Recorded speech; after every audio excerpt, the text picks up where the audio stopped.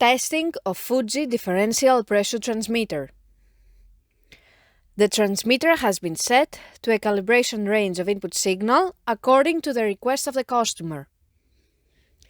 For testing, we add a 24-volt DC power supply, a multimeter in order to measure the milliamp output, and a water column in order to see the input signal.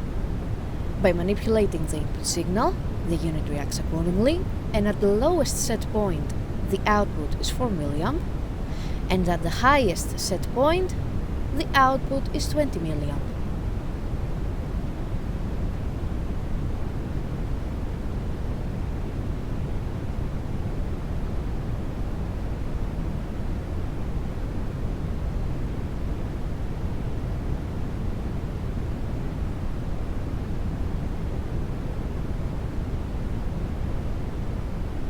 It is now clear that the transmitter is working successfully and is ready to be delivered to the customer.